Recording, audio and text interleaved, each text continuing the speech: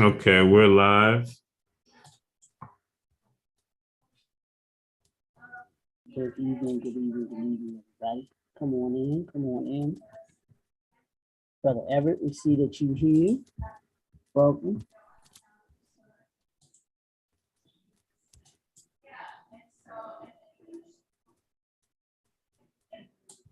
Okay, y'all set.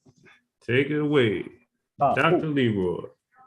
Appreciate you. We want to welcome everybody to the general body meeting of Black professional men.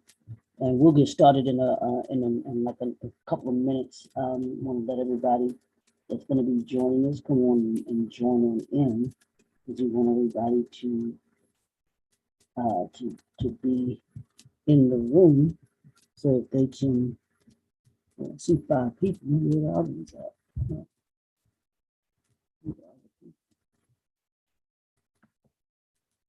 Oh, okay. You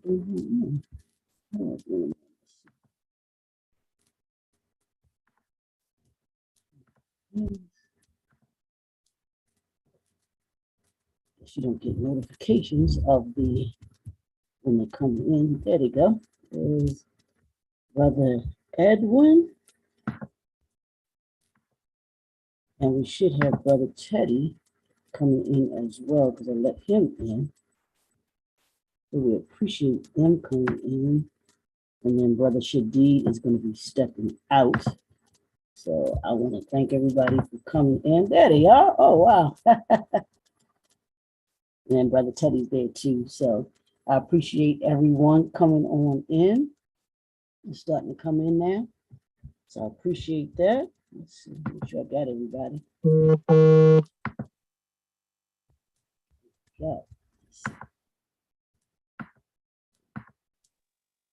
Okay, cool. So once we get a couple more people and then we will get started. We want to thank everybody for coming and joining us this evening. Not sure who that is. It's buzzing, but we want to thank everybody for joining us. Oh, there he is. I'm happy to see him. Brother Teddy, thanks for joining us this evening. We appreciate you coming on in. Not a problem. What's up, brothers? How's everybody doing? Doing good. All right, Ted. All right. I know I was surprised you guys. Good. Pleasant surprise. Always good to see everyone. Brother Edwin, thank you so much. I know y'all enjoying the good vacation. So we appreciate y'all taking out the time, you and your son, and joining us, for a little bit and everything like that. We're not gonna keep y'all long. We'll let y'all get back to the beach and the sun and all that and the good eating. Appreciate that. Hey Ed, have I ever met your brother? Have you ever met my brother? You met him when he was 1 year old. When he was an infant. Oh my God. Right? You met him when oh man. He looks good. Yeah. He looks good, man. Absolutely. Oh. Yeah. Give me 1 second, y'all. I gotta run real quick. What's happening with your crew, Ted? Everybody oh my good? God, man. Oh my God. Teddy's working with an automotive company, so he's 26 now. Wow. Brandy is 24. She is a nurse at Sinai, and she get ready to be a traveling nurse, so she get ready to travel. Okay. Jasmine is a junior at Delaware Valley in PA. She's a junior, so she'll be graduating in 2 semesters. Okay. And Caleb is my 20-year-old, and he's going to electrician school. Good. That's what's up. Keeping me busy. Healthy, productive, and moving forward. Healthy, productive, but not in my pocket. Yes, sir.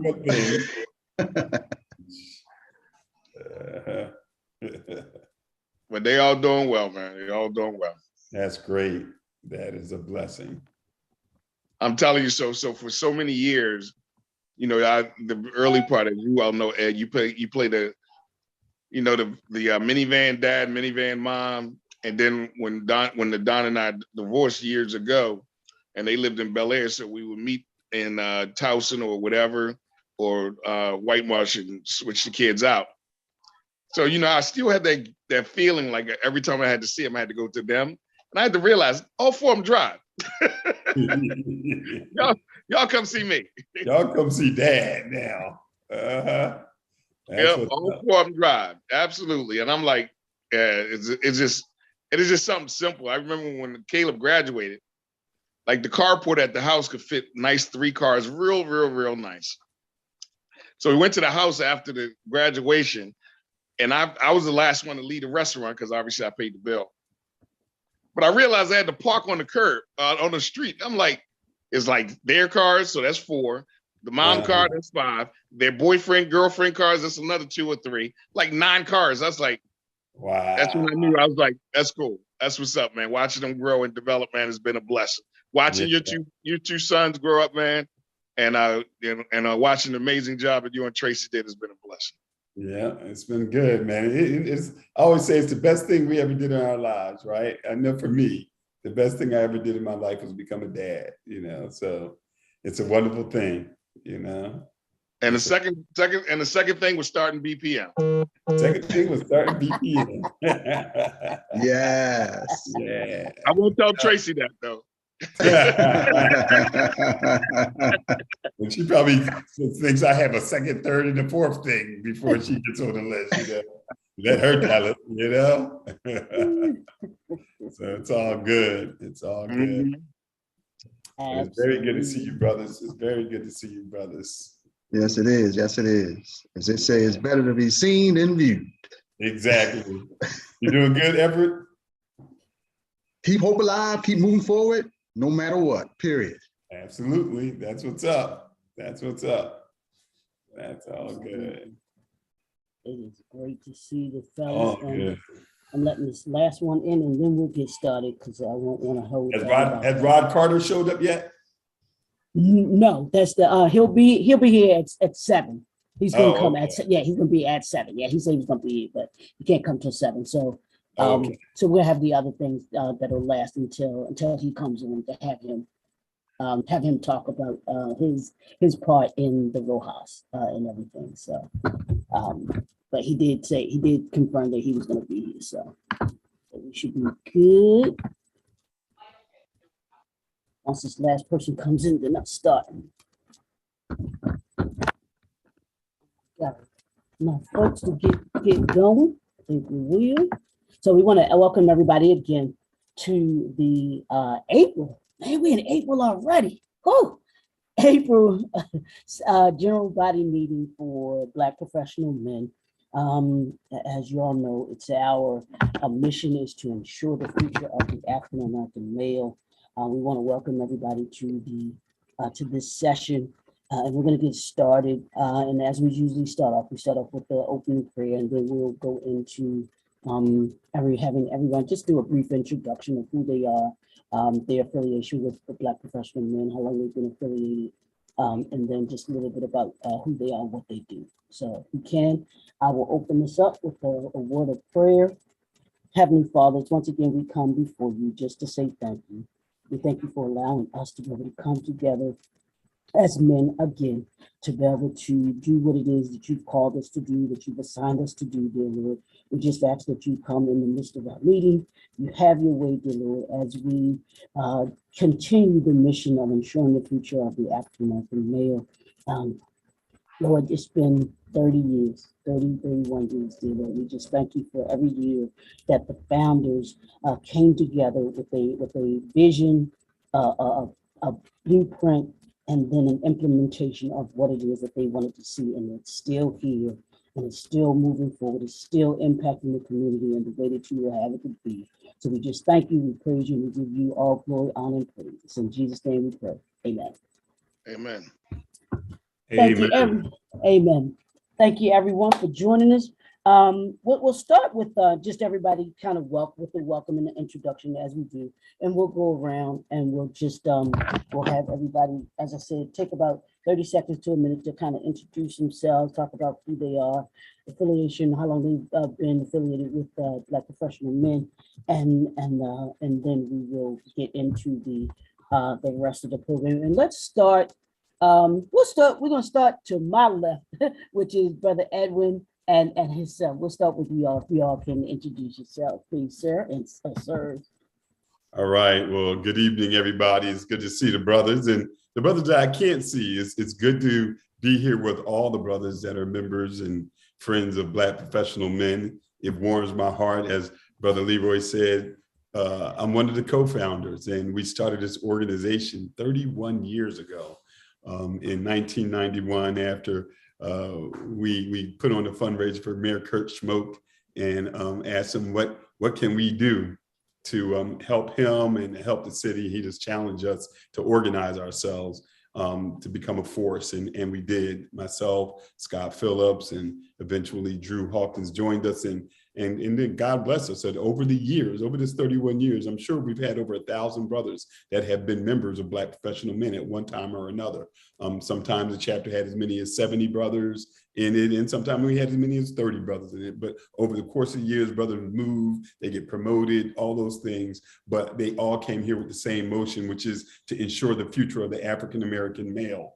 And I'm particularly excited that now it's probably 29 years ago, we had our first Rays of Hope Awards and Scholarship Breakfast, where we gave out awards to outstanding Black men in Baltimore in the different fields of education, business, medicine, law, recognizing outstanding Black men that heretofore really weren't getting the light shined on them. We might knew who they were, but not everybody. And we wanted to award them and let them know that they were appreciated and they were role models. And that's also the time we began giving out the Rays of Hope scholarships. WBAL Channel 11 was doing a series called Rays of Hope, and it was focused on Black men doing outstanding things in the community. So we partnered with them, and they were our early sponsor. They were with us for probably the first 20 plus years.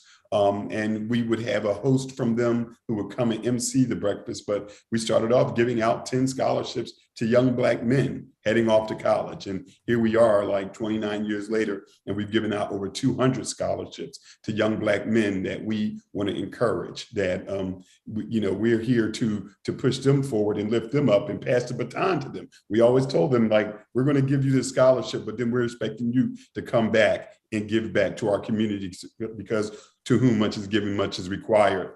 And in those early days, it was exciting, and I was, in the trenches. And then, it was really always interesting because brothers would come and brothers would leave, and I was like, where did those brothers go? I expect them to be here. But what I found out was that brothers started getting married and started having children and started getting promotions, and that kind of took them away from the organization in some respects. They still would contribute, but wouldn't be there all the time. Well, that happened to me 18 years ago when I became a dad, and here's my son next to me, Austin Aben. Austin's been at that Rays of Hope breakfast for all his 18 years as a little baby. That's why me and Teddy was kind of joking, like, who is that guy? He's seen him as a little baby coming to the Rays of Hope. And we were blessed that last year, Austin was blessed enough to become a 2021 Ray of Hope Awards winner. So just want to say welcome again. Thanks for having me here. And I know I went a little past the introduction, but kind of wanted to give a little, background. And this is my son, Austin. Well, I'm Austin. How are you guys? I'm a son of Edwin Avent, and I was a Rays of Hope scholar last year, 2021, and I really enjoyed the whole entire program. It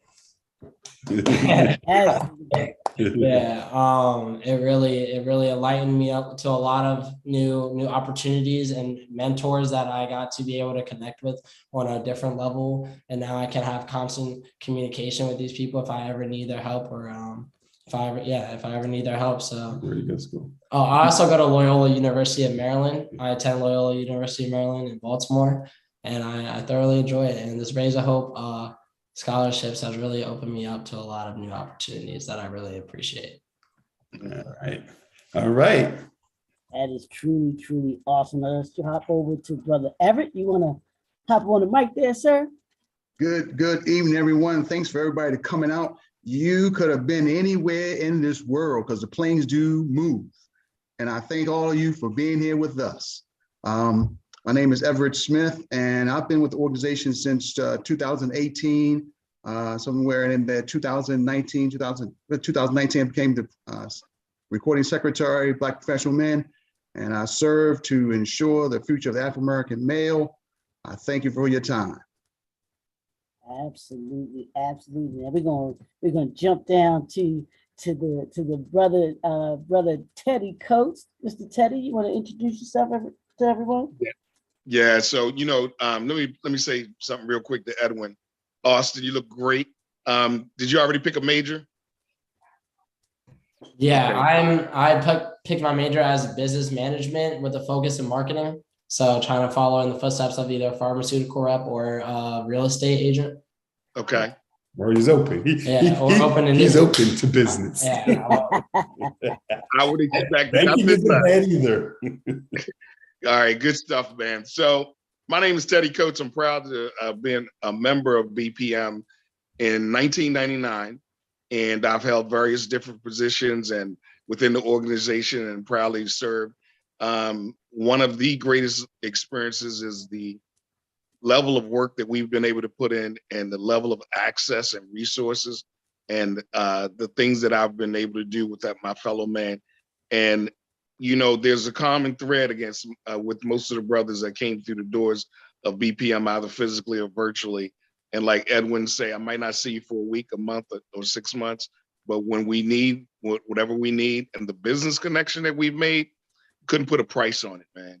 And I am so proud of what you guys have carried the torch and moved the organization forward.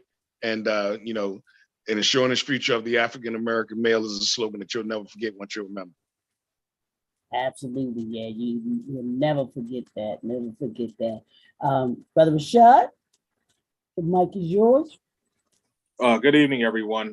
My name is Rashad Holloway. I serve as the treasurer and also as the co-chair for the Rays of Hope Scholarship program. I've been a BPM member since 1718. And glad to be a proud member. 1718, man. How old are you? Hey, it's 17, 18. I only been around about 4 or 5 years. You meant 2017. I'm sorry, 2017. I'm sorry. It's been a long day. You got to realize you was starting to sound like a drink. You got to remember it's numbers time right now. So I'm just here physically. We're paying attention. Yeah. And Rashad's son was a 2021 Ray of Hope Scholar as well. Yes, he was. And he'll be joining us at some point tonight as well. So, yep. Yeah. Definitely. All right. Great experience. Absolutely. Thanks, Rashad. I know, man. This is like all day and all night for you time right now for tax time. So we appreciate you hopping on with us and everything. Let's see if we drop down. Brother Jeffrey, are you there? Yes, I am here. So, yes, So I'm Jeffrey Banks. I'm of Washington, D.C. Was introduced to the organization through Kendrick Tillman. Do grant writing, I'm a spoken word artist, so I do a lot of stuff in the artist economy, which Grants has been able to fund down a PhD student at IUP. At the Indiana University of Pennsylvania. That's about it. I do a lot of stuff between Baltimore and the District of Columbia, but I've been blessed to be able to travel with my event management and performing and preaching. And most recently with leadership, I'm doing stuff leading the Alumni Association for Howard University School of Divinity. So that is my intro. Cool. Thank you. Nice. Thank you for joining us, brother. And we're going to hop over to Brother 5-Star, Mr. Kendrick. You want to take the mic, sir? Introduce yourself to everybody. Thank you, King Leroy, Dr. Leroy, that is. So proud. We are all great men in our own right. I'm just excited to be here. I'm Kendrick Tillman, known as DJ 5-Star, owner of 5-Star Enterprise. I'm excited to be the vice president of programs for now. going on 5, 6 years now. And so I'm looking forward to whoever's stepping up in this role. If not, I'm going to hold it down because I needed you. Black professional men, I needed you. I was wondering where the gentlemen, where are you? Where are the gentlemen? And I found this organization probably about a decade ago, maybe. After getting an engineering degree, after having an MBA, I still felt like I'm coming from Baltimore, so I knew a lot of urban gentlemen. But where were the gentlemen? I knew good guys that would protect you. I'm like, wait a minute, where are the gentlemen? Where are the people that wear a bow tie? Thank you, Teddy. Look at that bow tie. I'm excited. Gentlemen, I was looking for. I found you 10 years ago, and I've been serving because it makes sense. We're mission driven. We want to make sure that we can ensure the future of the African American male. I've served as secretary. I've served as vice president. I've even won an award from this great organization for our programs. Of course, 5-Star Enterprise does community outreach, educational services, and community engagement. We're excited about our educational products that teach you math through DJing, and our coding kit and our Sound Clash kits. We have 3 educational products that are doing wonderful in Montgomery County and Baltimore City and now Baltimore County. And so I'm just looking forward to all of the relationships that I actually connect here. This is just amazing. Just being a person that just crossed over the 40 mark, 41 now. So I've been a part of this organization when I was 29. I was looking for you all. So now I went from my 20s, ended my 20s, went through my 30s, and now I'm in the beginning of my 40s with this organization. And I just thank you, Kings, because I've been looking for you all. And especially since I found the golf course, I found more Kings there. But before I found the golf course, it was Black professional men. And so I just want to say thank you, thank you, thank you. And I'm going to be here to serve until my last breath. And even then, there will be something in my endowment that goes to Black professional men. Wow. Hey, Dr. Leroy, can I say something real quick? Yeah, absolutely. Absolutely. So I met Kendrick when he first joined, and I didn't know him up until that point. Found out he was an alumni with Poly with me as well. So like most people, we on social media, you watch people from afar and so forth and so on. So I remember the first time, it was like Kendrick's first year or two, and we asked him to give a report. And he was like, man, I'm not doing this public speaking thing, right? So now you can't get, that boy is speaking everywhere. I've seen him be a keynote speaker somewhere, and I've seen him on a golf course with 3 like beasts that I've known for years. And I'm like, how did I go from not knowing this guy? He couldn't speak. Now he's speaking it everywhere. And now he's on the golf course in Florida with some of them, my 3 top guys. See that? He went from a hero at 0 to a king where he belongs. Man, I'm so proud of you, bro.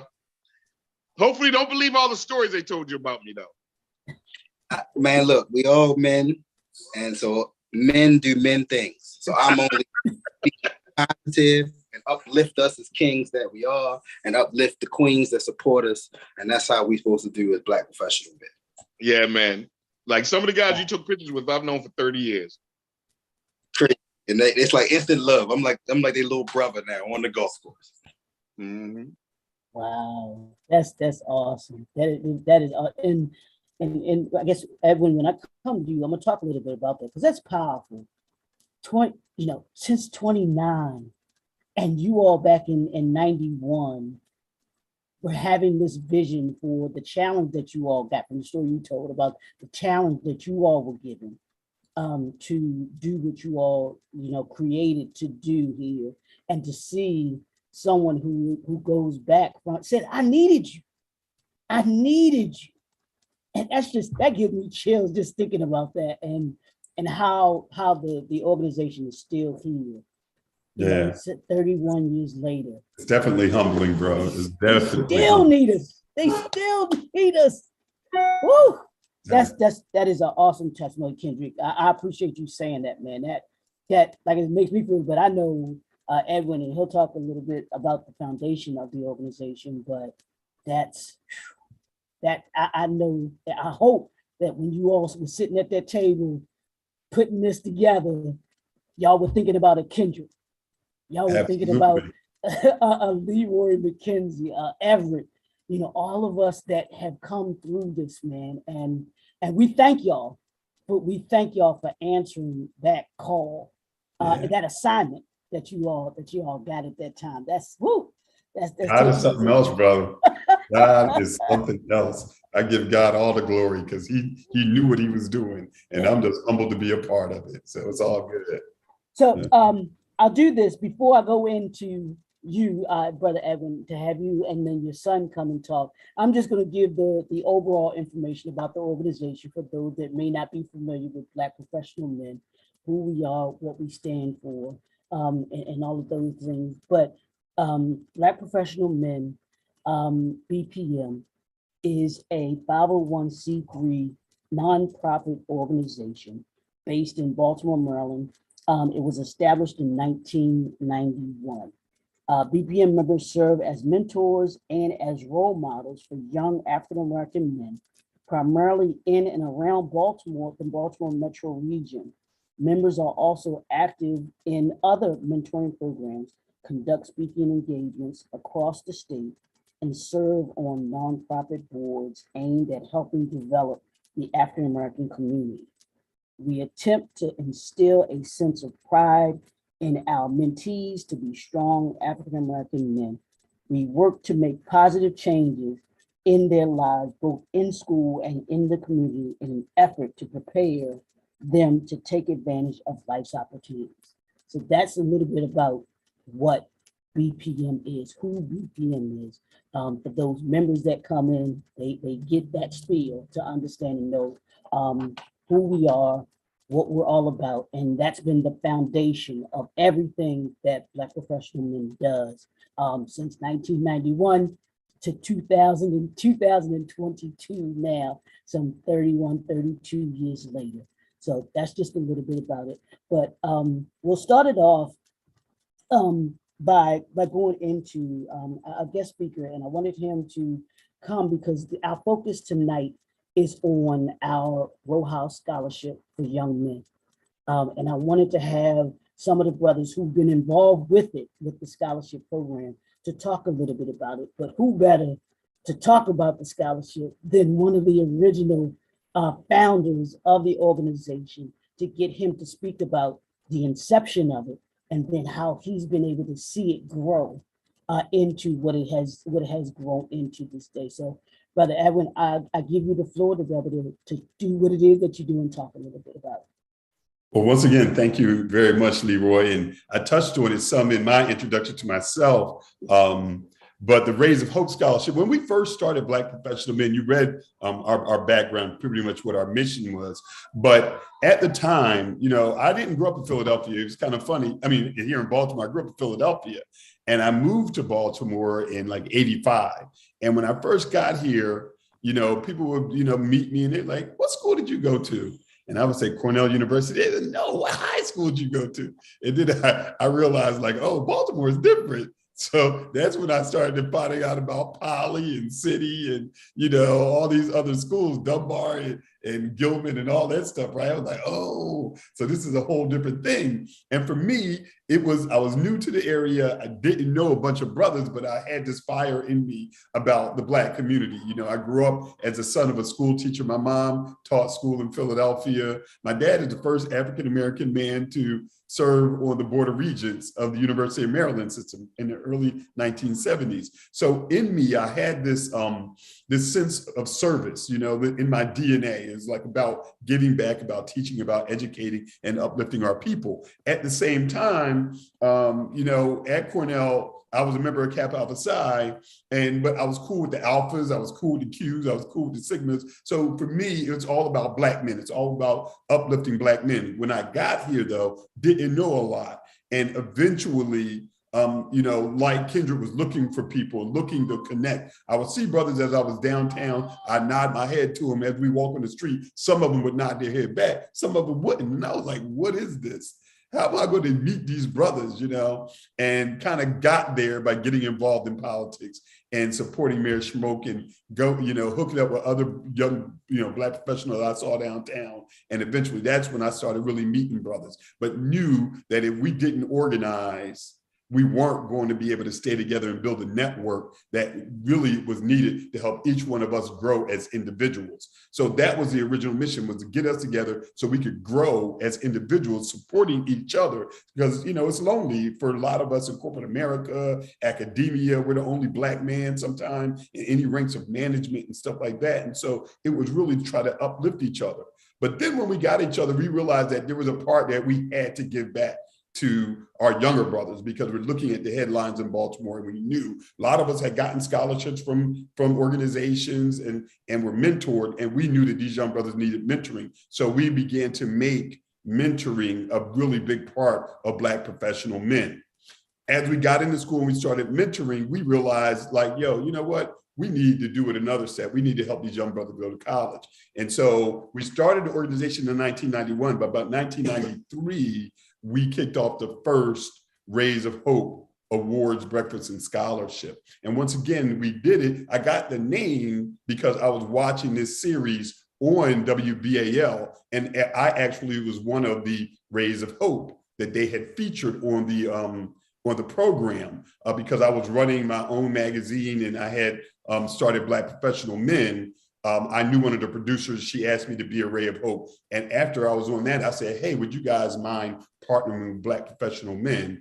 And we would do the Rays of Hope Scholarship, and you could use your TV station to promote it. And that's how we really got the name, that they could promote it, because now they had something to attach this series they were doing on outstanding Black men to something that was giving back to the community. So we created a really great relationship.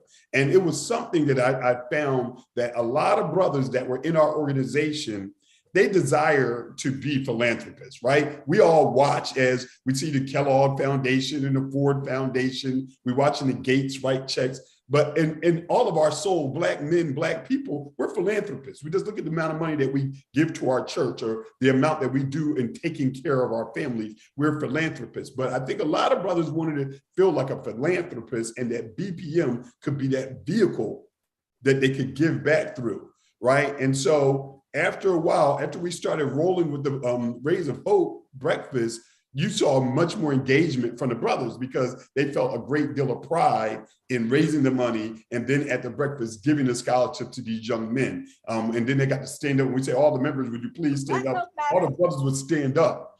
And when they stood up, everybody would applaud. And I think psychologically, it let those brothers feel like, I'm a philanthropist, I'm giving back to my community. And so it became a glue, a piece of our organization.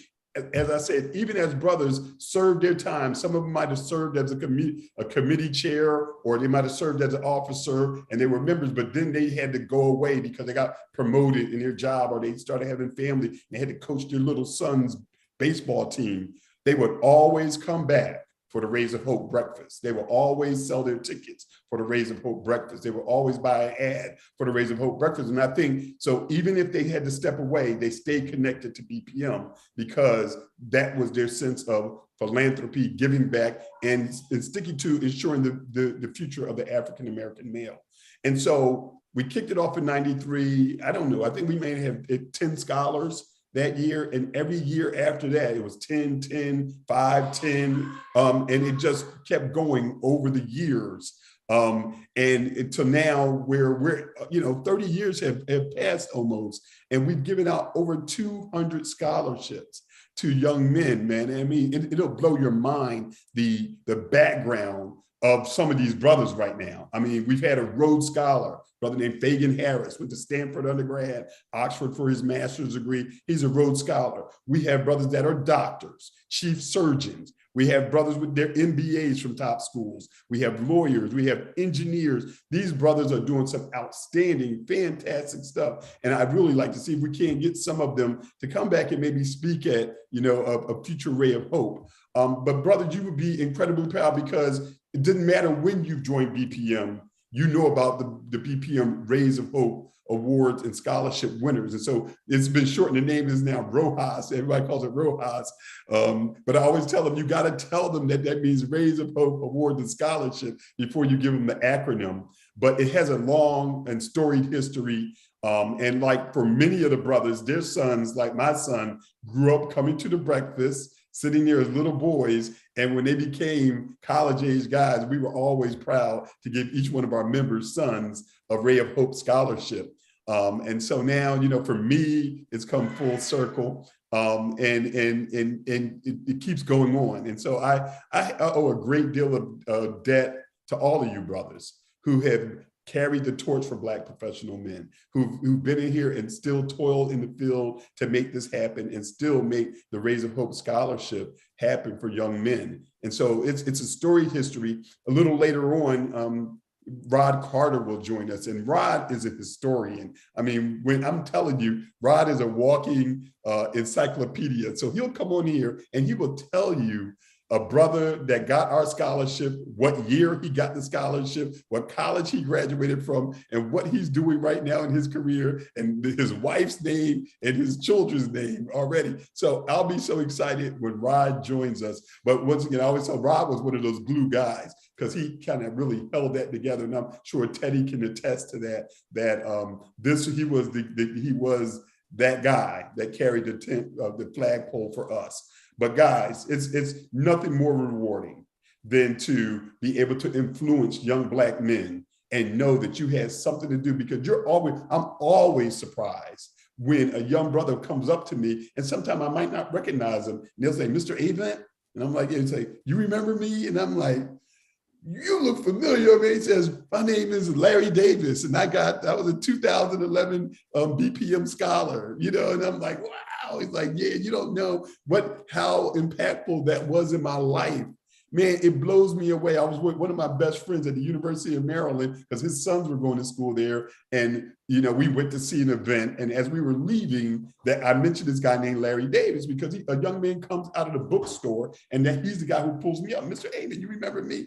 And I'm like, "Well," he's like, "I'm Larry Davis." And he goes on to tell me what his major is, that he's going to start a company and all that stuff. But my friend, he's been to the breakfasts. He's not a member of BPM. He's been to the breakfasts and he knows about it, but he just stood there in amazement as he watched this young man just go on and on about how the Rays of Hope Scholarship impacted his life, the role models that came out of it. So guys, it's incredible, you know, and you know, thank you for letting me share with you. It's one of the most exciting things and things that till this day, I'm the most proud of in my career, that I have something to do with helping to start the Rays of Hope Awards and Scholarship Breakfast. And like I said, it warms my heart that you guys carry it on till this day. And it makes me extremely proud that my son was a 2021 Ray of Hope Scholar.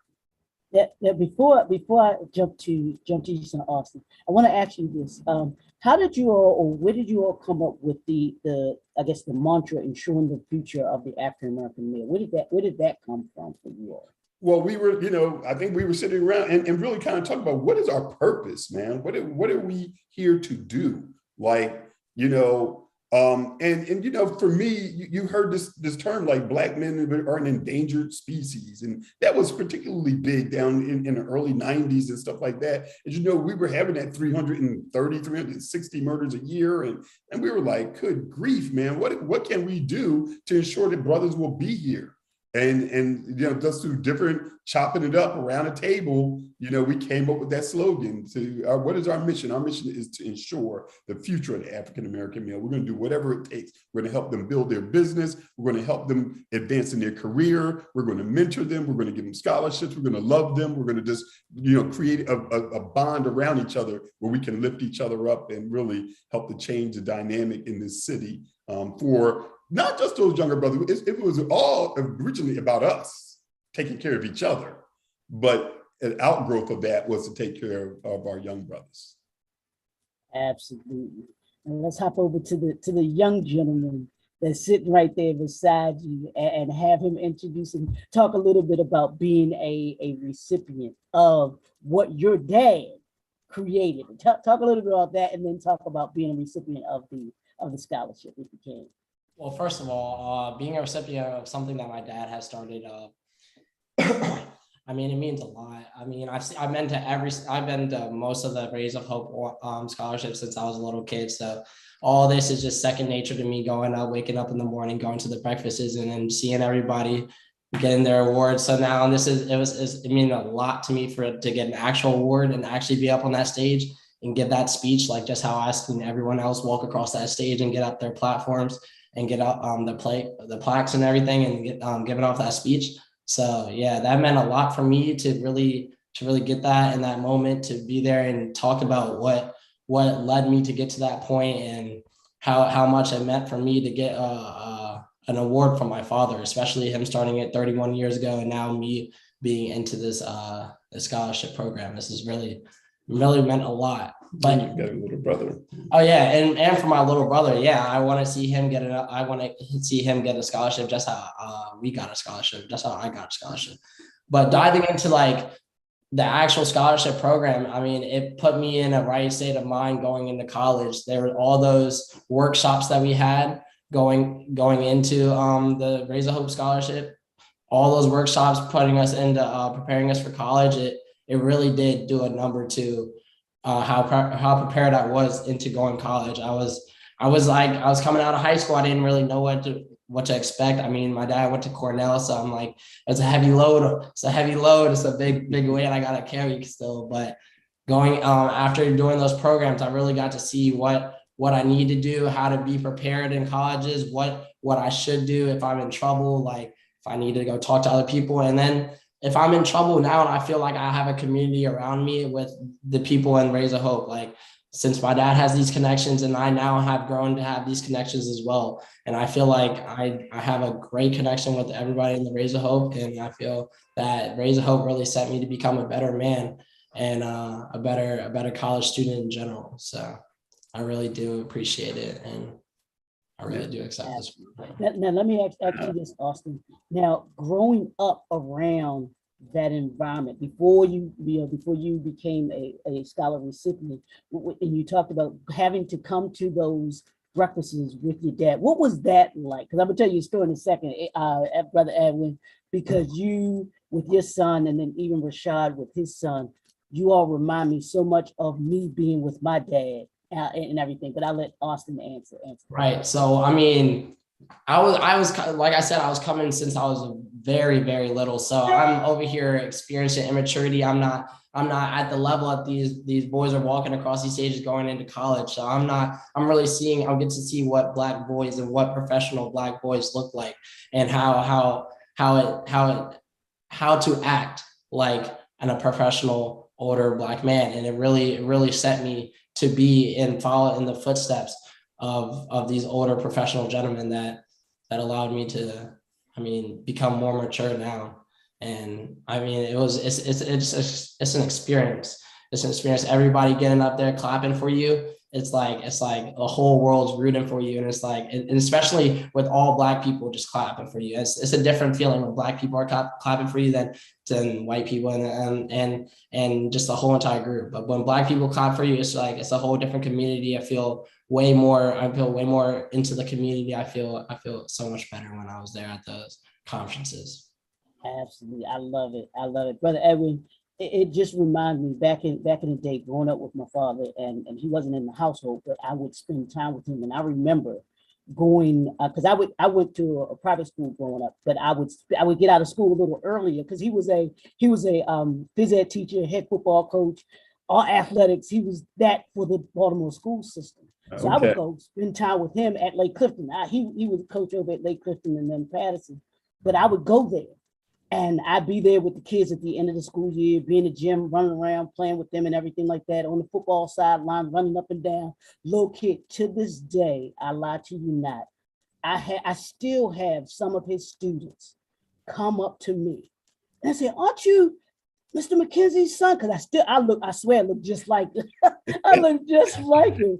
But they come and your father used to this, that, and the other. And it would just, I mean, I'm like, wow, I see the impact that he had on young men's lives. So what you have done, what you've created is something powerful. And I'm sure when Austin says he sees people coming up to you, talking about the impact that you've had on their lives and everything like that, it's a powerful thing. When your son, because I was just like big old smile on my face, because I'm like, man, my dad had this kind of impact on other people's lives, specifically young Black men. like he was talking about. It's one of the greatest things that because my dad passed in 2012, but wow. that I remember about him. That legacy sticks with me of how he touched his kids that he coached, you know, from his football teams, basketball team. They still talk about him. And I'm just like, and they still remember me because I'm just this little rugrat running around behind, you know, running around behind him on the sidelines and everything like that. But it's just wonderful when I know Austin, you 18, but you'll get it even more as you grow up and you see it, the impact of what your dad has done, even for these 31 years and going beyond this, but having that kind of impact on young men, Black men lives specifically, you know, because that's you know, like you were saying, Edwin, we were told that we were you know, a dying breed, that we weren't going to be here, and we were killing each other, you know, everything like that. There's this core of us that are professionals, that are doing things, that do care about our community, are working every single day to try and ensure the future of the African American male. So those are just kind of things that I think about. And I wanted to bring that up to you as I heard you and your son talking. Like I said, it just reminded me of me and my dad and the things that people said about him, you know, and his students that he had an effect on.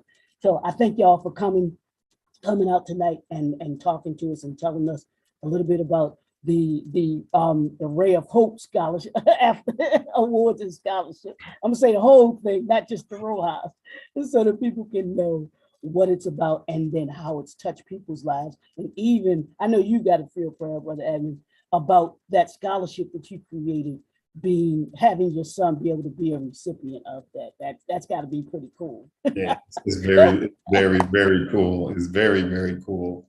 You know, and like Austin, man, I see Rashad Holloway Jr. on there, and he's the son of a BPM member, and he's a Ray of Hope scholar, and I'd love to hear from him too. Yep, absolutely. I'm sure he is doing outstanding. Yeah.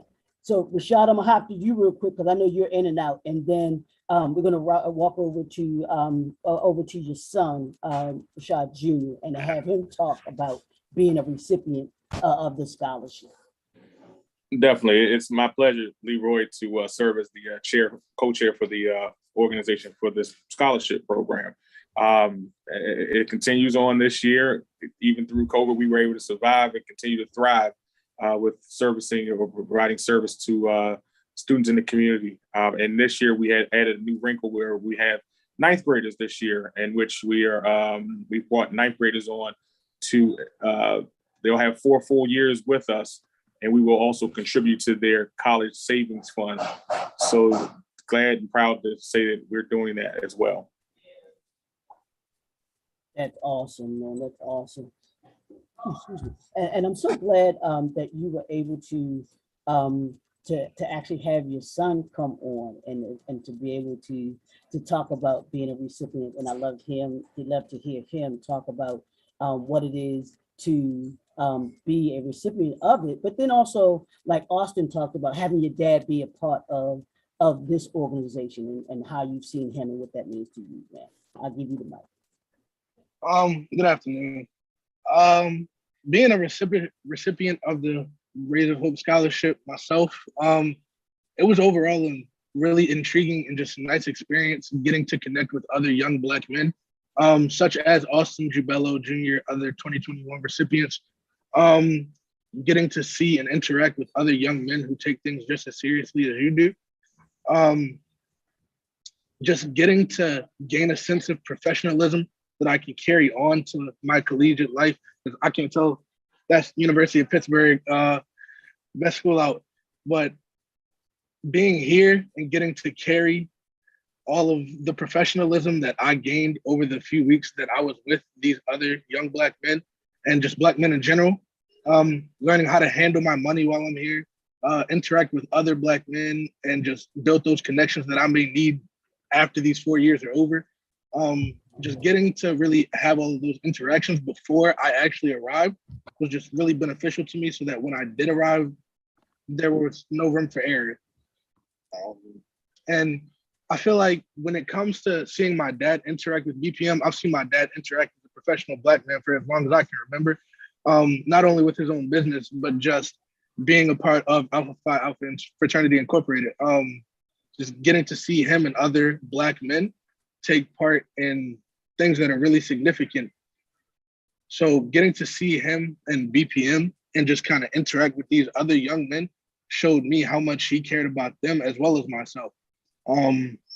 He just wanted to see the Black man flourish as we, like Austin and Mr. Avent said, just carrying on that legacy of the Black man and protecting ourselves by educating ourselves and learning how we can protect each other and take care of each other. It was just overall a really nice experience. I love it. I love it. I love hearing from these young men, man. Brother Edwin, you and Rashad, just go ahead and pat yourselves on the back for these two beautiful young men. Like I just said, these two beautiful young men, and I'm saying it like that because I love it. I love to hear that. And I want to ask both of you and Rashad Jr. and Austin, going into college with that already having the scholarship, but what you already knew about that professional man, how has that helped you to transition from high school into now being in college, and help you navigate, these first couple of years in school? Because I know when I was in school, I ain't know nothing about nothing coming in my freshman year. It was just kind of you're trying to feel your way, find your way. But how has that helped you in transitioning from high school into the college life? Sean, you can start it off. I think it helped me personally with my transition into the collegiate life by just giving me a sense of what I needed to do to be successful and how to prepare myself for such encounters. Often with college, I won't say there's no room for mistakes because everybody has to make mistakes and fail. It's a part of life. But it teaches you how to really understand what failure, like what you can learn from failure, and just kind of how you can adapt so that next time you're more so prepared. I know with my first semester in school, I had these two classes that it was giving me a tough time. But with the Rays of Hope system, it taught me that I should not necessarily be afraid to reach out for help, and that their entire support system is built at school and outside of school, built to help me with what I need so that I can just go out and get that help instead of struggling on my own and then ending up regretting it come that second semester. I think I could piggyback on that a lot. First semester was kind of rough. There was a lot of things that went on, and I didn't know how to conquer it. But looking back, I had to sit down in my room. I had to look back, and I was like, what did Rays of Hope teach me to do in these moments? And they have taught me so many things to do in these moments that will really just change it from failure to success.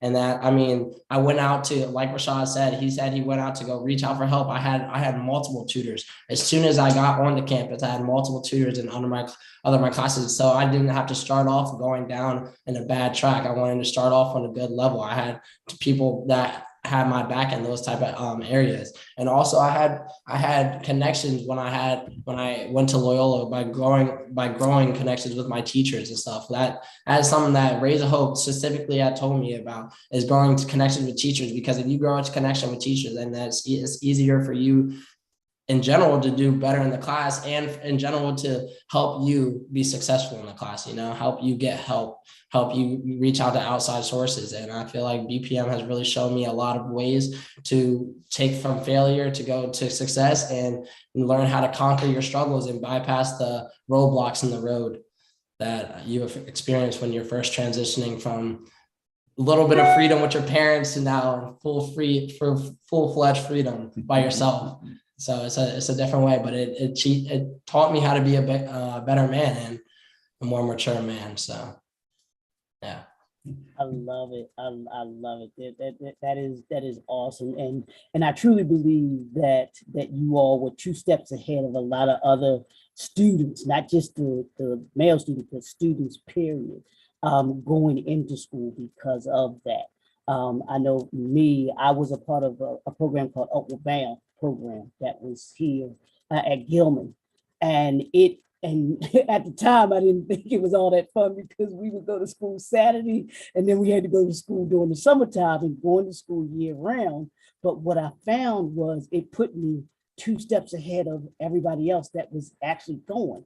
So I started to say, wow, okay. And it even prepared me for college when I was getting ready to go on to college, that college campus and everything like that. So I appreciate you all talking to us and telling us just about being recipients and you all holding up that standard that you all have of being a Rojas Scholar and moving on. And we know that you all are destined to do great things in whatever career that you all do. So we appreciate you all.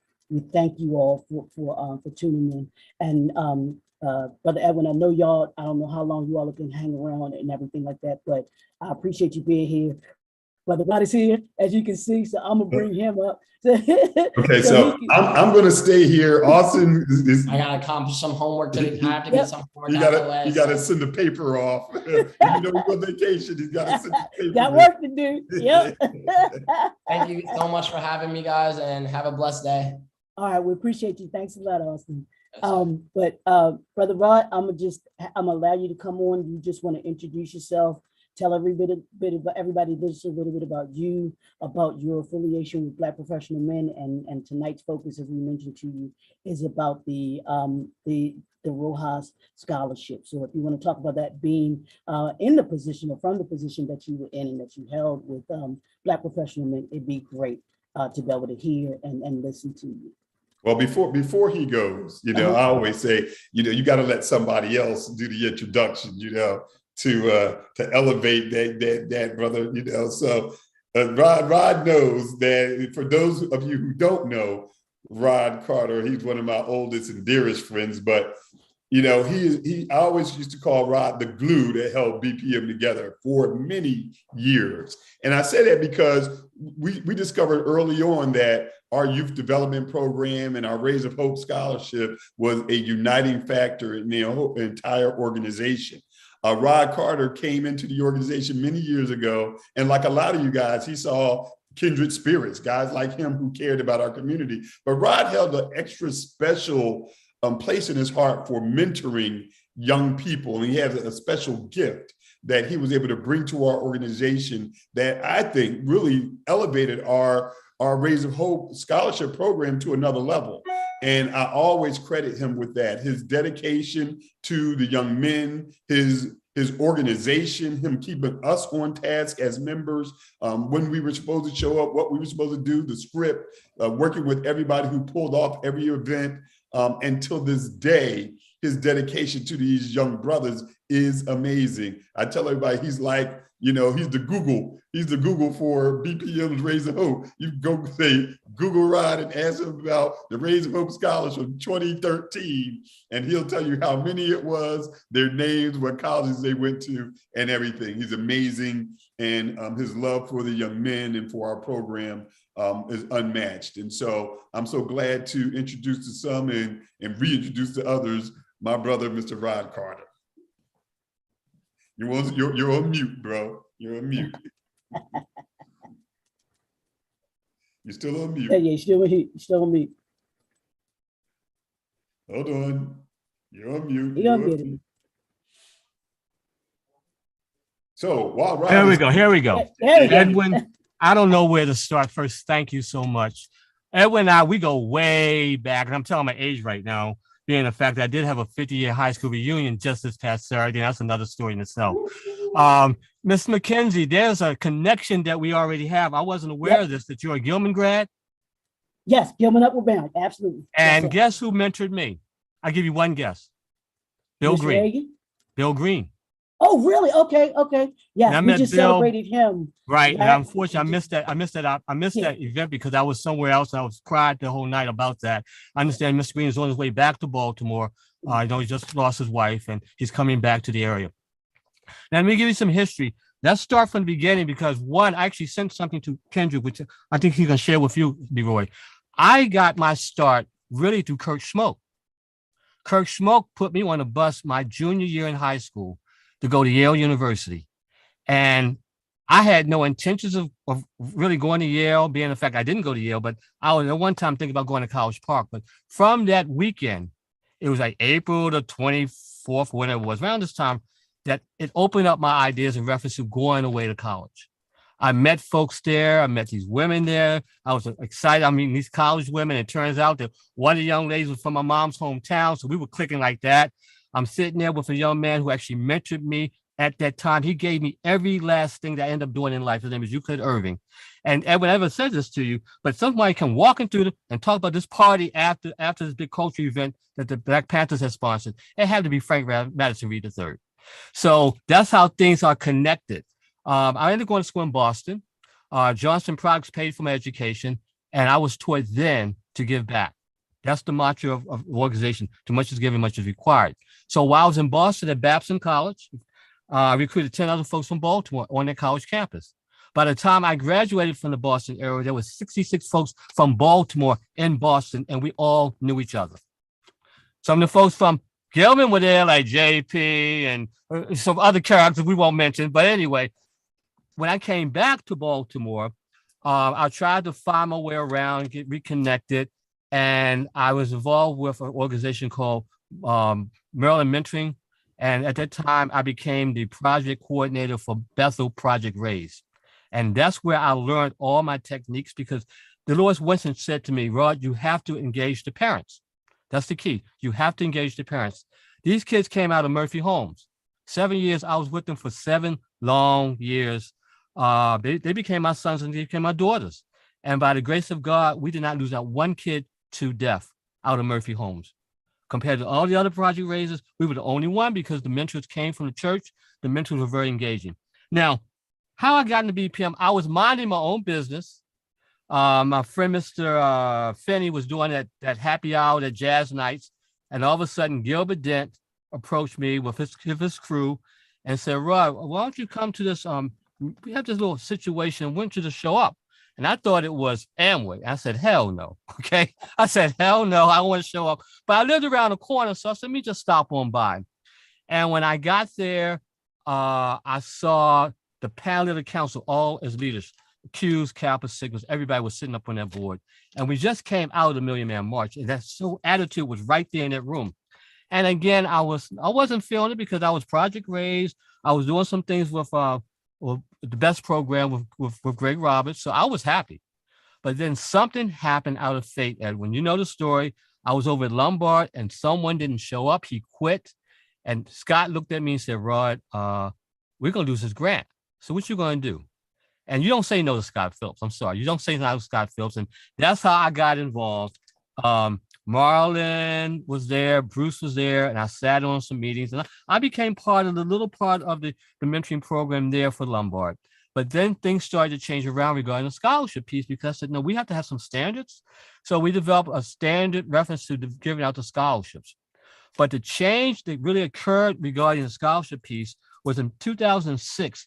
A gentleman actually received a scholarship, and he was going to do some changes at Hopkins. And he broadcasted all on our website. And Edwin said, Rod, we got to make some changes. And Brad said something to me, and we ended up deciding to have a dinner to bring back all the past scholars. And that's when things started to change, because we developed a orientation. My gentleman by the name of Brandon Tillman, who was down at Hampton, who became my frat brother, gave me the Bible, which we actually ran by for the last 10 years, about preparing for college. There was transition issues. And then another piece came involved. Ted Ives came involved with the organization, and Ted brought Gerald Davis in. And Gerald and I, we became partners in crime. And then we took it to another level. We involved the parents. We had a special session for the parents. We even had a special session for a female will come in and say, look, brothers, it's not about the sex. It's about understanding who we are, because you might be working for me one day, so you might as well get with the program. Okay. One of the things that we brought to the table, and Edwin could testify this, because we come from the same background in reference to excellence. And we decided, okay, gentlemen, we're giving out some money. Granted, it's not a lot of money, but we want you to give us a 3.0 GPA. Bottom line, no room for negotiation. Why? Because when you get a 3.0, you're preparing yourself for private scholarships. and internships. And that has been the key across the board. Our guys kick butt on both issues. I mean, every year's class, we had different descriptions of the classes, and the class of 2009, I'm still haven't figured it out yet. 2009 are considered the gangsters. They had a gangster mentality, but they gave me the highest GPA across the board, 3.5. I still haven't figured that one out yet, okay? Class of 204 was just very personable, very well-rounded. The 207 class was just downright arrogant, but they all graduated on time, okay? 2011 was what the F crowd, that was Kevin Gillespie's crowd, but they were cool. 2010, they were just fun-loving guys. So every year's class had a different personality. And the issue is that we end up developing leaders, because I looked at everyone when we had our sessions during the right before Christmas time, when the guys came back. They didn't know that whoever showed up at that dinner, we had already decided they're going to be the scholarship winners, but we had to put them through a little test. And the past scholars would look at them and challenge them on some things, you know. And we know what we were doing on that aspect. And it was on Martin Luther King's birthday that I actually announced who was the winners. And we had a meeting 2 weeks after that. And I said, this is the game plan. You will not be allowed to text me until I say when, because you will develop skills to communicate by email, face-to-face, on the phone. There were certain things that they had to do when we got together back in March, when all the guys came back on their spring breaks. There were certain movies they had to watch. There were certain movies they had to analyze and discuss with me. Movies like Animal House, because some were going to predominantly white school. Everyone I know what we had to deal with there. Okay, we had them look at School Days. It turns out that Xavier decided he was going to pledge a fraternity after watching School Days. Okay, and when he pledged Sigma, that's another story. Anyway, oh no, block him off real quick. Who are you? I don't know you. Anyway, we had to watch Dear White People, which I still say was one of the most crucial movies for the gentleman to watch, because it really showed things in a different light. And of course, we had The Best Man Holiday. And by the time we had the Rays of Hope breakfast and the reception, those guys were like that. They were like entertaining, engaging. They knew how to talk to folks. And then also we had them write thank you notes. And for the first year, they thought they were slick. They sent the thank you notes. They sent me a copy, but they didn't realize I talked to all the sponsors like twice a week. So the following year, I said, you send me the letters. And at the breakfast, we had certain folks go out to hand deliver the letters when they said, I thank you to our sponsors. Now, Leroy, I laughed when I saw this happen. It's very, very unique. One lady was crying. She was crying after she got her letters, and afterwards, I said, ma'am, are you all right? She says, I've been getting out money for 10 years. I never got a thank you note. And what happened was we got money again the next 2 years. So again, the guys understood the importance of thank you notes. Even when I do what I do right now, when I speak to the college student, I said, if a female interviews you, what you going to do? Oh, I'm going to email her. I said, no, you don't. You go to Walgreens or CVS and get a card and write something out, because she will remember you. She will remember you, okay? So that's what we're about. Edwin knows that when something happens with the guys, we've been very blessed. This has been a great journey for all of us. We've had Rhodes Scholar. We've had a Fulbright Scholar. We've had athletes. Matter of fact, one gentleman right now is working for the Ravens, in which Brad Redd mentored Tavon. The Tavon mentored Terrell. And that's a beautiful story itself, because Terrell he went to law school. And we challenged him on that. When he broke his leg, he realized he was going to take it to another level. We've had individuals that actually participated in the arts. We have a gentleman right now that's on HBO series about the Lakers. His name is Delonte D'Souza. He's playing Michael Cooper.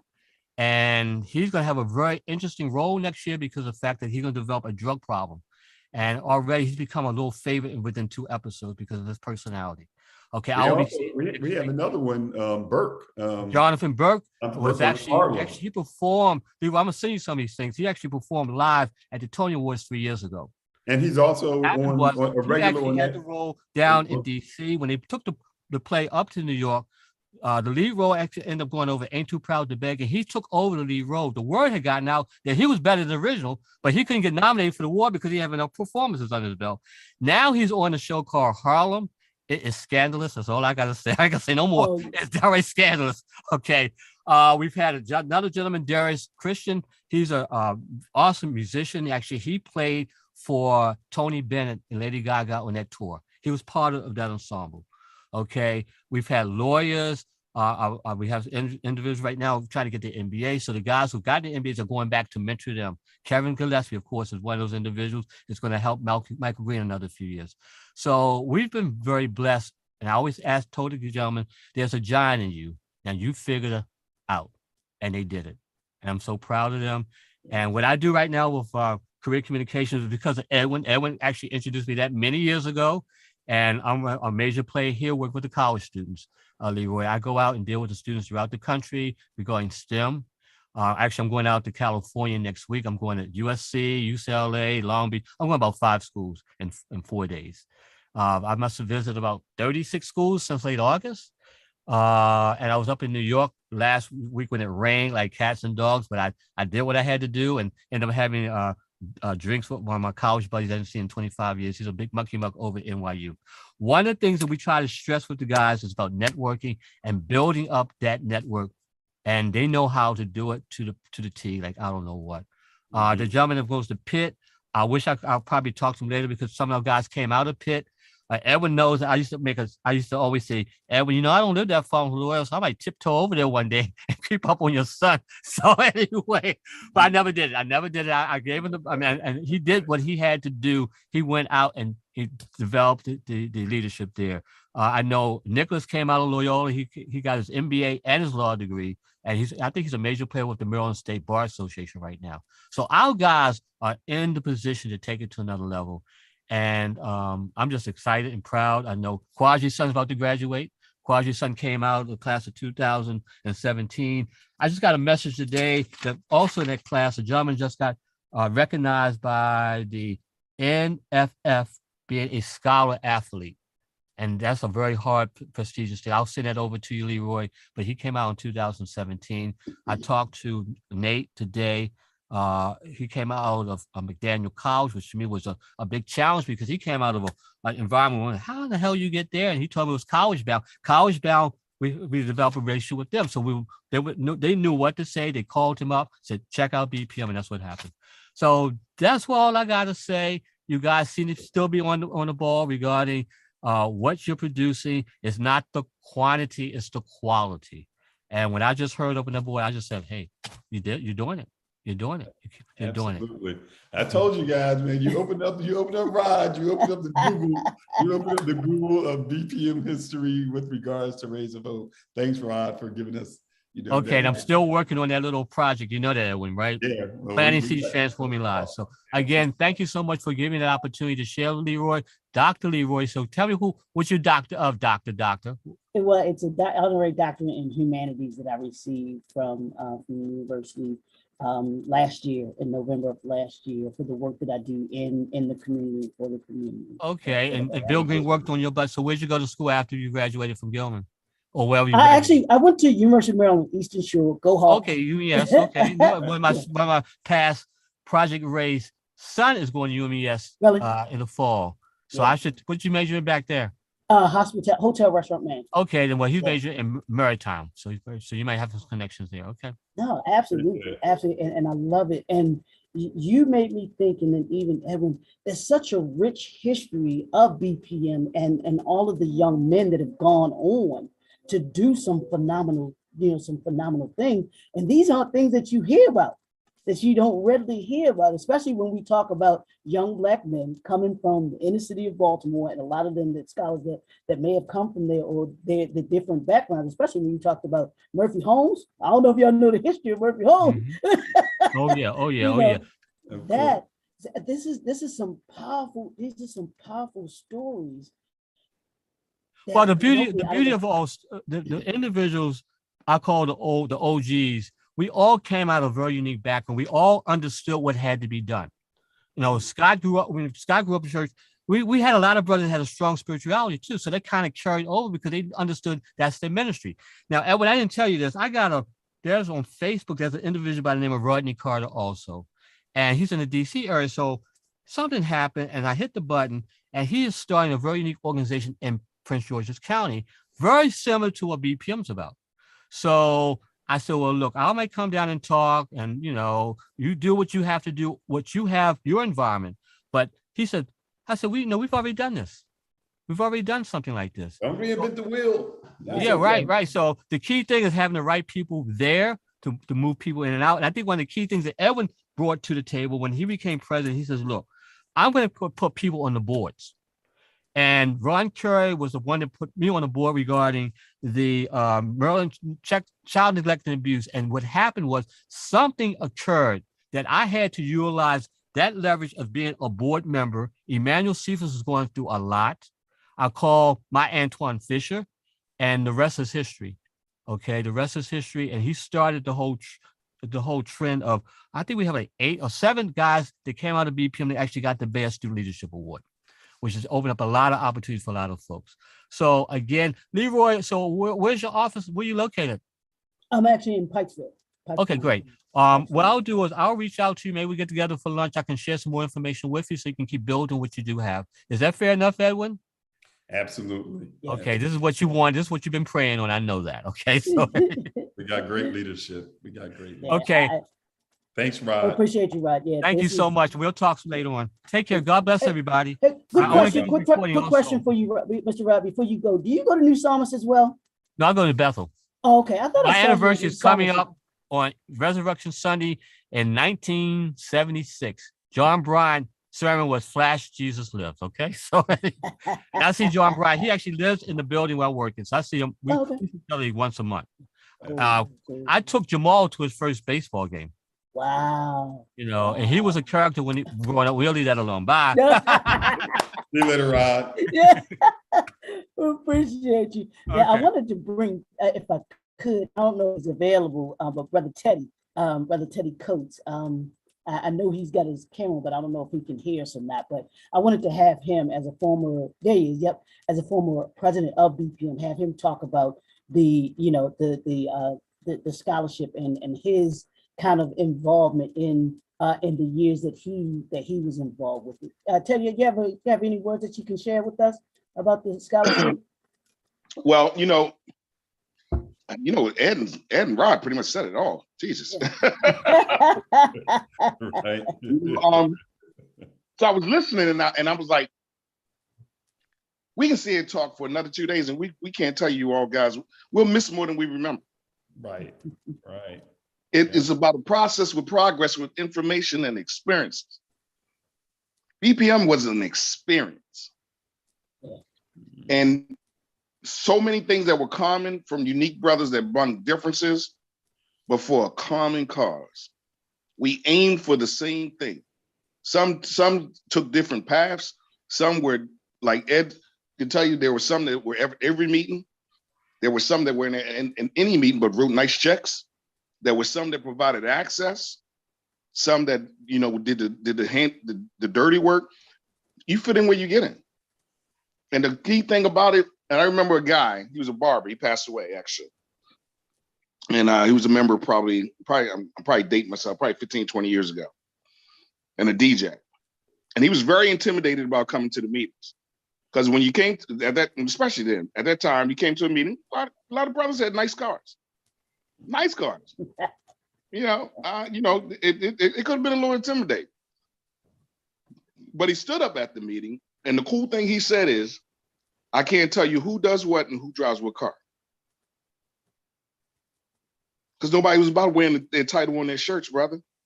Nobody was talking about how big my house was, how much money I made, and so forth. The guy that brought me in at the time was probably making collectively more money than 50 brothers at the table at the time. The first time he invited me to a meeting, I couldn't find the location when it was downtown because no big sign and so forth and so on. And like Rod said, I thought I overheard him when I was eating. I thought he said he was invited to an Amway meeting. So was I. The first time, and it was a different guy, I'm sure, because Curtis came after Rod. He invited me the second month. He said he will come down to my office, pick me up, or have me follow him to go to the meeting. And he did. No, he didn't. I said, I know where it is now because I went searching for it. Never talked about what he did. Never told you how much money he made. I walked into that room. It was about 40 brothers around that long mahogany table. Edwin, that was the president then. And let me tell you, he probably had the strongest cabinet that I've ever seen in BPM. All of those brothers that I respect, Phil, him, Brad, Omar, they were just Man, it need to be a theme song when they walked in the room. Highly educated, highly motivated, and pro-Black and about Black pride, but not anti about anything else. It was iron, like Hassan always say, it was iron sharpening iron in that room. And I'm like, I felt like I was connected. I'm from Baltimore. I know Baltimore. I know who's putting it down. And I was like, I don't know nobody in this room but two guys that went to Poly. But I left knowing it. By the time years matriculated, I started to know everything. And I said I was in the right place. There is no way in 1999, and fast forward probably to 2002, that I thought I was going to be from that to the president of an organization. Don't ask me how. Edwin probably said, "Oh, I know how," but I wasn't even in my desire. I just wanted to get my hands dirty, do some good work, save some kids, meet some brothers, network, get on some boards, and so forth and so on. The breakfast is not about the money. It's not about the event. It's about the journey. Not only do those young men get to be highlighted for their academic prowess, not only do they get to be highlighted in front of their parents, grandparents, friends, and so forth and so on, their brothers and sisters, not only do they get to get a common bond with 10 or 11 men who are going through the same path that they're going, that most of them are still friends to the day. Then they get to meet us. That's the icing on the cake. They get to meet brothers in and around this city that if they stay around the Baltimore metropolitan area, they'll run into one of us. We're that strong, we're that diverse, and we're that connected. So just like Austin said, I know that I can reach out to a segment of people that care about me with no questions asked and with no judgment. He knew that because he grew up under BPM. He saw each breakfast. He saw what excellence looked like. Not only did he see it at BPM, but he saw it at home. Because Tracy and Edwin carried the same mantra at home that they carried at BPM. I know that for a fact because I've been his friend ever since. And so the breakfast is our scholarship event. It's not about the money. It's not about putting guys getting dressed up. It's about giving these guys that last experience that most of them have from 12th grade to college and letting them know you're not alone. To be a man, you need to see men. So you see that. You're shining on the stage, and this is just a stepping stone to your greatness. I like that. Well said. It's just a Well stepping, said. yeah, well said. This is just a stepping stone to your greatness. That's true. Absolutely. I love that. I love that. I love that. Appreciate you sharing that, Brother Ted. And I want to say, I don't know if he's there or not, but our current vice president, Kendrick, are you available to talk a little bit, just kind of share a little bit of your take on the scholarship? You know, they all jumping back and forth and moving in and out. No, absolutely. I mean, like I said before, the mission is to ensure the future of the African-American male. And what better way to ensure the future is to making sure they continue in their education. I am from Emerson Village. And so I appreciate what I've learned from Emerson Village in Baltimore City, West Baltimore. My bad. You're back. Okay. I appreciate what I've learned in Baltimore. And honestly, to me, because I had a 2-parent household, I was able to see what love is. So even coming from Emerson Village, I learned what loyalty looks like. I learned how to maneuver in the streets. But it wasn't until I went to Morgan where I started really getting out of tunnel vision and seeing the world was bigger than Emerson Village. The world is bigger than this block, this street, this west side of Baltimore, this city of Baltimore, this state of Maryland. I realized that I have friends all up and down the East Coast, West Coast now, all through just going to college. And so for me, I'm always pro-college because of the relationships that were developed there, especially when I went back. When you go back and get your master's degree, it's a different level. When you go back and get your PhD, it's a different level because you can build relationships and friendships with professors. When you're an undergraduate, so this is for the scholars, your goal is to make it through and do it as a team. Find people, like-minded people, build your SWOT analysis, understand your strengths, your weaknesses, and understand how you can connect with people that are strong and with your weekends so you could take advantage of an opportunity or fight off a threat. Focus on SWOT, the SWOT analysis. I didn't learn that till my master's degree. And so undergrad in engineering, I appreciate you because you taught me how to think, but my MBA taught me the language of business and how to maneuver in this world of business and conduct ourselves accordingly, where you can build relationships to build capacity. Like capacity is big for us. Most of us are solopreneurs. Those that are business owners, it's just us. And so I thank my MBA that taught me that the goal of entrepreneurship is not to create a job for yourself, it's to create a job for others. The finish line isn't when you stop, it's when you can see your business run without you overseeing it. You don't have to be there. You're not working in your business, you're working on it. And I think, to me, the scholarship program starts that seed because you're around all these kings that have done all these mistakes. And we don't lose, we just learn. So all of these mistakes that we've learned from, that we've built upon, and now you're getting a scholarship to continue education while being able to hear from all of us and to tell you, this is what we did, this is how we did it, this didn't work, this did work, this worked.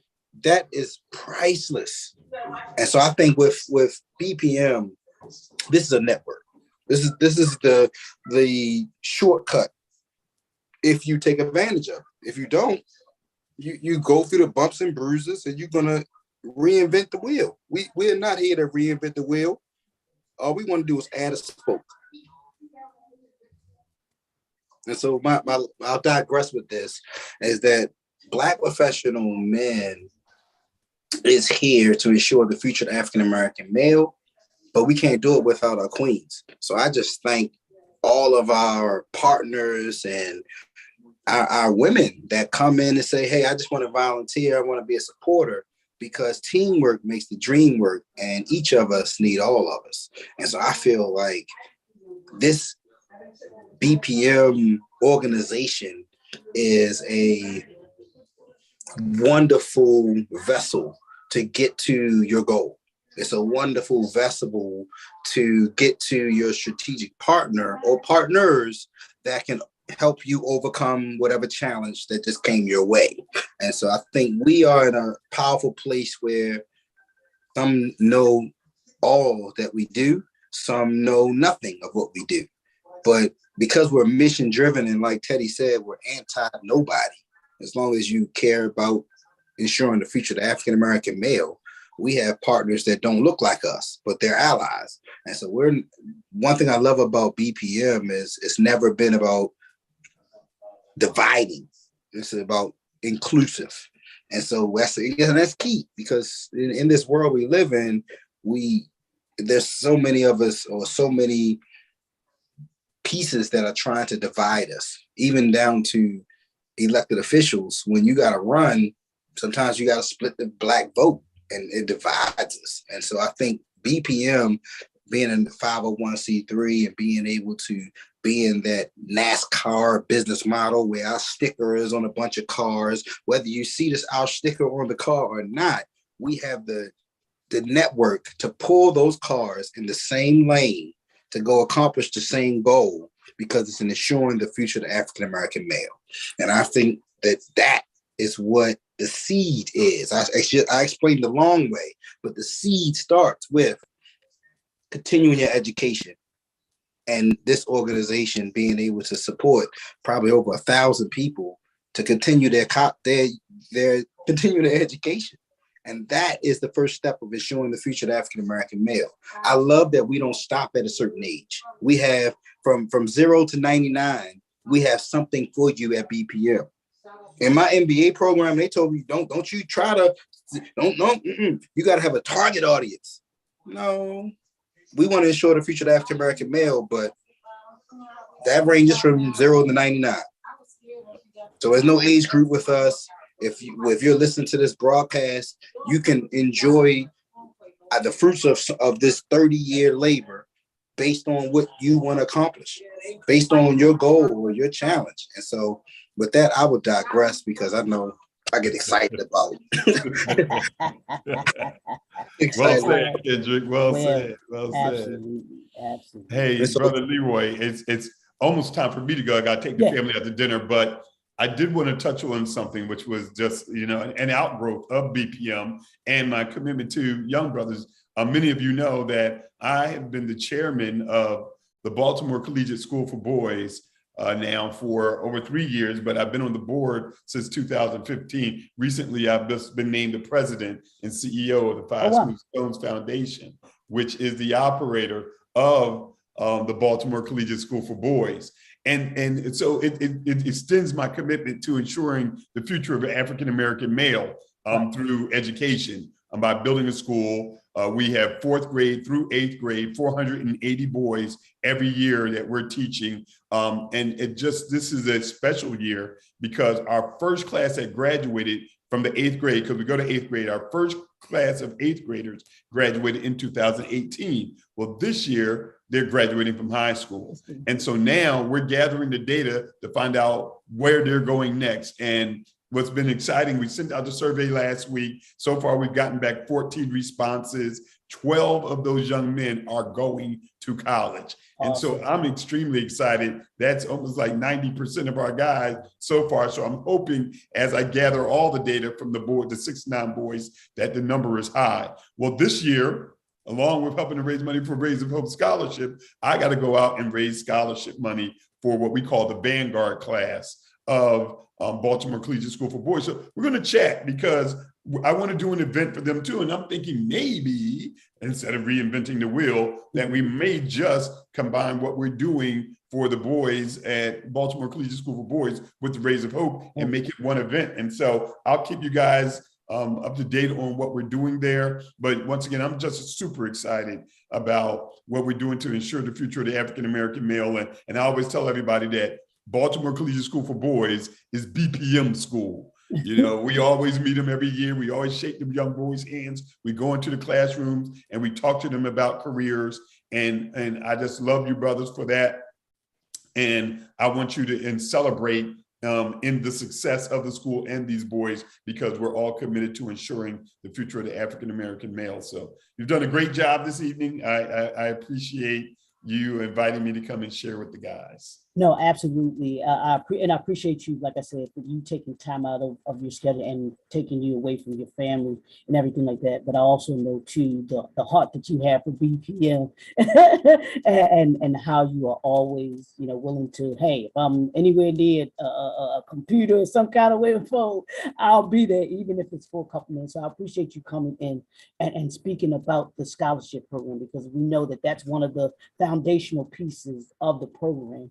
And that's coming up. So we wanted to talk to the young men that are coming through this year, but hearing from you, one of the founders, hearing from Brother Rod, hearing from Brother Teddy, hearing from Brother Kendrick, those that have participated in it, and even the recipient, two of the recipients, to know and understand how much of an impact that this scholarship has on young men, but then also as an organization as a whole. And just the greatness, y'all taught me about all of the great young men that have come through this program, man. I'm just like, hold on, we got to do something with that, because that's no slight of, a slight of anything, of having, from lawyers to athletes to doctors, just the whole gamut. And it shows just from young men, meaning you all back in 1991, being challenged and saying, what y'all gonna do? No, not what y'all gonna do. And what it has come through, and I'm gonna keep saying it, what Kendrick said, I needed you. That I needed you. Baltimore City said it at that time, and it's still saying it. We need you. We need BPM. We need organizations like this that are in the community, for the community, about the community, to connect the community and to keep us united, keep us grounded, keep us connected. Because the stronger we are that we're connected, the stronger our community becomes, and we're able to take us as men and be able to make our communities better, which is, I believe, the premise and the foundational piece of Black professional men. That's what ensuring the future means, to make us better as men, and to ensure that, hey, not only my generation, but the next generation, next generation, next generation, because it's every generation's responsibility to make it better for the next one. So I thank you and the other brothers that had that thought to make it better for us. And now, as a consequence, we make it better for all of those that are coming behind, including your son, including Rashad's son. It's better because of what you all had thought about back in 1991, and the scholarship, how it continues to pour into young men and enable them to go into college, prepared for college, and then to go on to be great, do great things, as we've seen them be able to do. And then even the last thing before we go and we close out, talking about the additional scholarship through your school. Yes, I wanted you to talk about that because I think that's a great connection that can be made there. And you know, I mean, whatever needs to be done, we'll make sure that can happen, so that both of them, they actually keep going and keep rising together, because that's awesome. That's special, and everything like that. So, Brother Edwin, I'm gonna give you the last words to be able to close us out, if you will, as you do.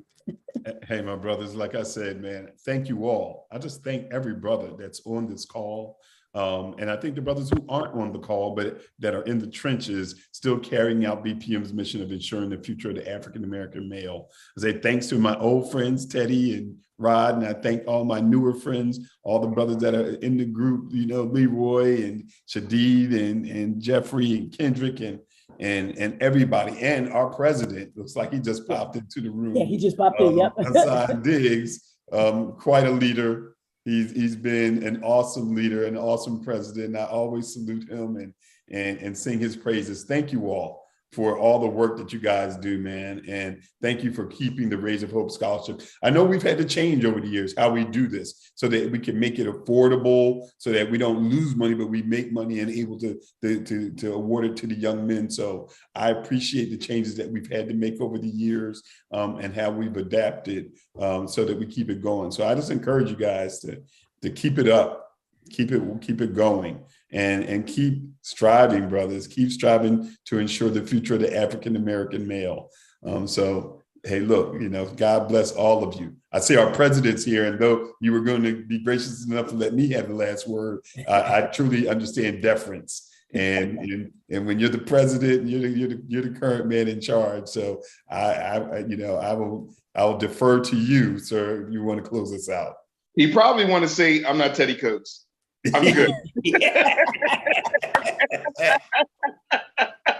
You're a mute. You're a mute. Yeah, you're a mute, Hassan. Yeah, you can't imagine how many times I've said that, right?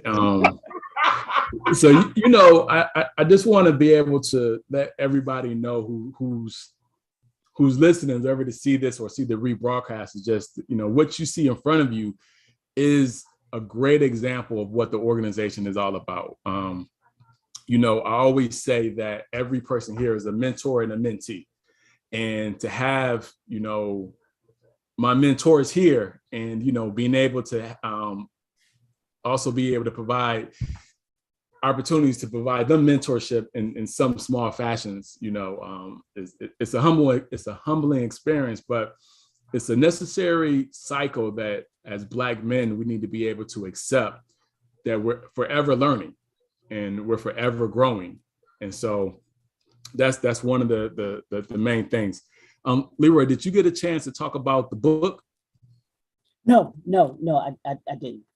Okay. Yeah, I didn't. So we're going to be able, so one of the main things that I've been kind of wrapping my head around is that, you know, there's always going to be growth. There's always going to be, experiences that everybody go through. And the question is always how do we harness that and make those experiences available to everybody else, right? So when you go to college, you are paying to learn from other people's experiences. But a lot of those experiences are not experiences from people who look like you or people who have experienced the same things as you had to experience. So we are going to create a 10-book series over 10 years that outlines the experiences of 40 Black men and what they went through over the last 5 years. And every year is going to be a different set of Black men. However, every year is going to have a subset of the previous men and what they went through that last year. And you're going to be able to have a library of experiences so that you don't have to do it on your own. You don't have to start from scratch. It's fun to be a trailblazer, but when you're a trailblazer, you get a lot of scars on your face because you're clearing the path and everything is hitting you in the face. And you're not on first. And so what we want to be able to do is we want to be able to start as many Black men as possible on second or third base. And it's being able to see the paths that we all have went through. One of the things that I admire is that we had a member who's having a son, and it's the proverbial thing, right? There's no book on how to be a parent. Well, my brother went to a class on how to be a parent. And, he was diligent about every piece of it. And that's not talked about in our circles.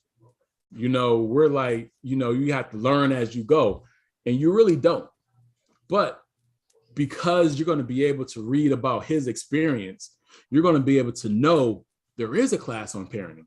So even if you are, a teenager that went through experiences that a lot of us have went through, and you're a father before you think you're ready, you now know that you can go and get reference material to make you better prepared for that. And you don't have to go through the trailblazing and get all the scars on your face. You can go behind the many brothers that came before you. And that's the main thing. So please look for that.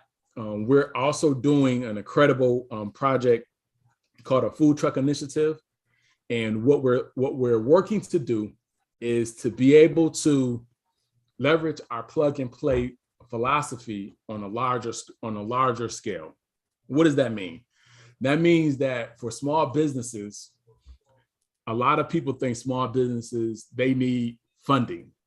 Well, funding helps, but what they need are consumers. And what these food truck events would do is be able to collect consumers that will become fans of these small businesses. Okay. Now, what else we're going to plug into it? We're going to plug into nonprofits that have services that the community members can use. And so everybody's going to be there. So when we talk about there's food deserts, there's not a lot of options in certain areas. This is also the remedy for that. So, a family would be able to go out on a Tuesday and don't have to travel far and get great cuisine without having to go, an hour or 45 minutes from their residence. We're also going to be able to leverage where we're going to be able to have produce there as well. So if you're not able to make it to the nearest grocery store, you can come to these markets, these food truck initiatives, and get those items. So please look out for that. It's a very exciting program. And also what we're going to add to that with our plug and play philosophy is we're going to be able to make it so people who don't want to wait in line, because many people who have been into these food truck activities are always long lines. So we're going to be able to employ the youth between 4 and 8, which are those critical time periods where people can get into trouble, and employ them while the community is there. So it's the true essence of our plug and play, where everybody wins everybody eats, literally and figuratively, and everybody wins. So we definitely appreciate that. Our Rojas is going to be this year. We're going to be honoring, outside of us honoring our new scholars and our past scholars, we're going to be honoring some of our members who have went from labor to reward. And so over the last few years, we've lost some giants, and we want to be able to use this platform as a way to bring recognition to the things that they worked on. So we're going to have technology scholarships that we're going to be giving out for one of the brothers. We're going to have a business scholarship that we're going to be giving out for Mr. Sessions, on the behalf of Mr. Sessions. So there's a lot of things that we're working to do, and we're just tying everything in stride as we continue to do our work in the community. I love it. I love it. What a way to end this evening by talking about just some great things that we have coming for Black professional men, and talking about tonight the great things that have already been done over these 31 years. It's been absolutely phenomenal. I thank each and every one of you for coming in tonight. You all could have been anywhere else tonight, but you chose to be here because of what you feel in your hearts about Black professional men, what it's done, where it is now, and then where it's yet to go and where it's going in the future. So what better way than to end it and to say, Black professional men, we are a group of men who have been charged and assigned to ensure the future of the African American male. And that's what we do. We do it because we love who we are. We love who the other men that we want to see in our community come to be. And then those of us that are around our age and what it means to them to be a part of Black professional men, and also what it can do for them in the community. So we thank y'all. We appreciate each and every one of you all. We're here every month except for July and August with the general body meeting, talking about who we are as Black professional men and what we have going on, what we want to do, and what we are still charging to do. So we thank everybody for coming. Any last words, Mr. President, that you have? No, just thank you. Yeah, I was gonna do what was happening back in 1992, but I'm gonna leave that alone. I will say two things. The original Dream Team came out in 1992, and gas, the transit fare went from $1.15 to $1.25, and gas was I think $1.13 that I read, and yep. I can't find the other one that I was looking for, but was the last one? The Redskins won the Super Bowl that year in 1992, man. Toronto Blue Jays. Wow, it was so much stuff that was going on in 1992, along with the creation or the year into Black professional men. So it is truly an honor to be a part of this organization associated with it. So we thank everybody for coming out. We appreciate y'all, and we hope to see you all next month. Edwin, thanks a lot. Go enjoy the family. Have a good time. Enjoy the rest of it. We thank everybody. Brother Teddy, thanks for coming in, man. We appreciate you. Kendrick, thanks, man. Brother Jeffrey, thanks for coming on. Hassan, brother, it's again, this is what we do. So thank you for jumping in and close us out and giving us what we got coming down the pike and what we can look forward to as an organization. I appreciate you. Thank you. All right. Take care, everybody.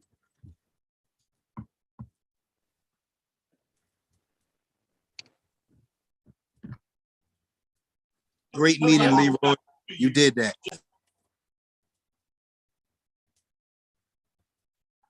Yeah, I got it now. I think it's gonna. Oh, I think Yep. it'll stay on. Yeah, I think it'll stay because Shadid, I got to make him back the host, and then he'll be able to close it out once he comes back on.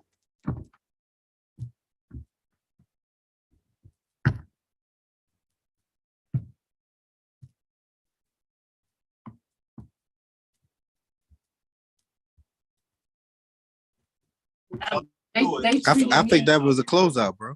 I think you did it. Say it again.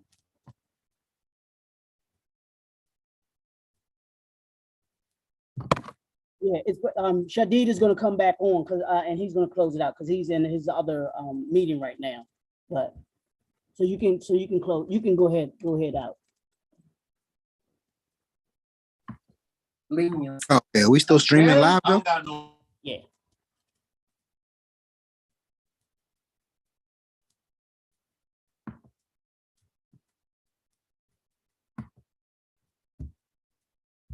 Okay.